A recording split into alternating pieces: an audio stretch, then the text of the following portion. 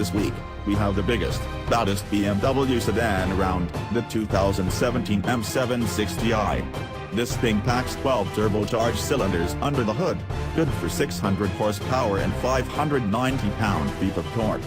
All-wheel drive helps send this 2.5-ton 7 Series to 60 miles per hour in 3.6 seconds. A sea of leather and would ensure that trips on the Autobahn are done in quiet comfort. Still, this car wears an M badge, even if it isn't a full M-tuned model. That little letter carries with it a lot of history and pedigree. Does this car deserve to wear the M designation, or is it simply a pretender? Does it even matter if it's still good to drive?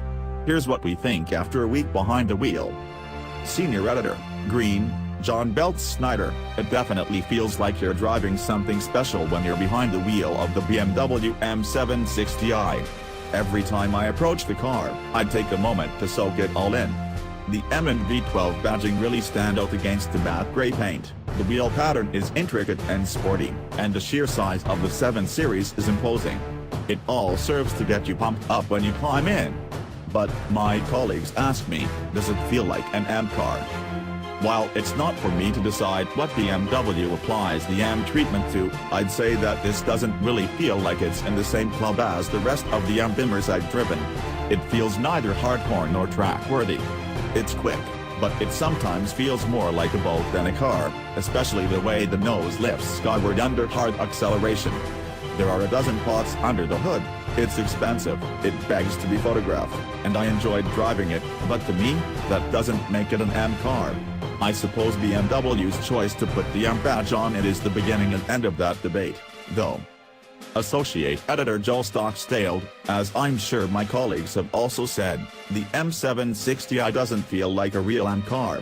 BMW doesn't consider it a full M car, since it's not called an M7, but it still doesn't feel sporty enough to wear the M badge. The suspension is very soft, almost marshmallow-like in normal settings, and sport turns those marshmallows stale. This is particularly evident when demanding full power from the 600 horsepower V12 under the hood. The nose rises like a 70s muscle car as the power hits the pavement.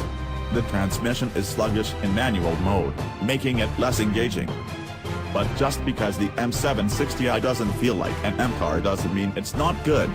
That V12 is still a blast to play with. It accelerates the big Bimmer to extra-legal speeds without a second thought. The transmission, although not quick, is velvety smooth. And the soft ride, though a little floaty, polishes away all pavement imperfections. The BMW also doesn't feel like the enormous car it is when you're driving it. It's easy to navigate tight turns, the steering is quick, and the car feels fairly light. I was also pleased that you can sit rather low inside. The M760i is awash in plush materials and toys. It has supple leather everywhere, and this particular model had unique quilted piping on the seats. There's groovy mood lighting throughout the cabin, a high-quality sound system with N-Vogue aluminum speaker grills. Every seat is endlessly adjustable, and the best of all is the right rear passenger seat. It has a full recline function that performs quite the electromechanical ballet to fully recline the passenger seat. It folds down the headrest and seat back of the front passenger seat and moves it forward and deploys a footrest from that seat's back. It's not unique for this class of car, and I would like the seat to recline more, but you can't help but be tickled as everything moves about. Once situated, there's a Samsung tablet that can be deployed to adjust lighting and sound, as well as a remote for the infotainment system. And if the M760i were the only high-speed 7 Series BMW offered, I wouldn't have any other complaints. But, in the words of Jedi Master Yoda, there is another. Specifically, it's the Alpina B7. It also makes 600 horsepower. It's also all-wheel drive. The only obvious difference is slightly different styling, different pricing, and the fact that the B7 has a V8. Styling and cylinder count are subjective, but pricing isn't. The B7 has a big advantage here. It starts at about $139,000, while the M760i starts at about $157,000. That's almost $20,000 to say you have more cylinders than the other guy. And you can't see those cylinders either, thanks to BMW's insistence on coating the entire engine in generic black plastic.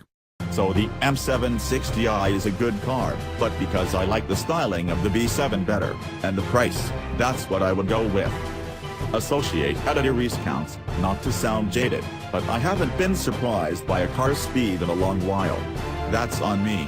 600 horsepower from a 6.6-liter twin turbocharged V12 is nothing to scoff at, but, at just over 5,100 pounds, this thing weighs as much as a small moon. I expected that extra weight to slow it down. I knew the car would be quick, but not quite like this. Stab the throttle and you're risking several points on your license in a matter of seconds. BMW says the M760i xDrive hit 60 miles per hour in 3.6 seconds. Feels about right to me. So, M760i, I apologize for underestimating you. That said, this isn't an M car. I could go on a rant about how this waters down the brand and is simply a marketing ploy to cash in on the aura surrounding the M division the same way Mercedes is cashing a non-AMG with the C43 and E43, but I won't. Suffice to say this is a performance-minded 7 Series, not an M division car. The suspension isn't sports car sharp, but it's not uber luxe smooth either. It's good, but not what I expect from a car like this. The steering talks like an experienced drunk, slurred and mumbled but still somewhat coherent. Still, it's weighted well and fairly direct. The brakes have plenty of stopping power, but there's a lot of dive thanks to the soft suspension. The car tends to wallow and roll back taxed in a corner. Whatever. I can forgive a lot of faults if the car has a good engine. See, Chevrolet Corvette Z06, Shelby GT350, Jaguar F-Type R and more, and the M760i has a really good engine. Ignore the M badge and think of this as a 48-valve cruise missile. V12s are dying, and we should celebrate the fact that BMW still offers one, albeit at an astronomical price point. The sound is wonderful, even if some of it is artificially pumped through the speakers. It's easier to ignore that and enjoy what's on tape under your right foot. Enjoy the cush seats. Enjoy the excellent sound system. The car is very good, questionable badging aside.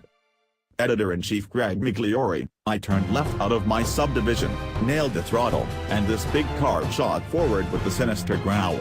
A smile crossed my face immediately. V12s are awesome. But the M760i is more than just a big engine, potent as it may be. With the executive-style backseat, it's a true luxury liner.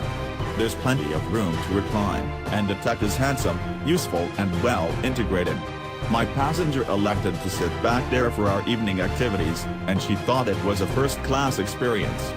Front and back, the cabin is well appointed and attractive, and the tan leather and elegant trim are a nice contrast to the matte gray exterior. The outside looks sharp, and the understated color, think battleship armor, makes cues like the headlights and wheels stand out more. Is it an M car? No. BMW doesn't even really say that it is. It's basically a really luxurious and powerful version of the 7 Series flagship. The chassis tuning and general body roll mean it's just not athletic enough to wear the full-on M badge. Still, it's pretty great anyway.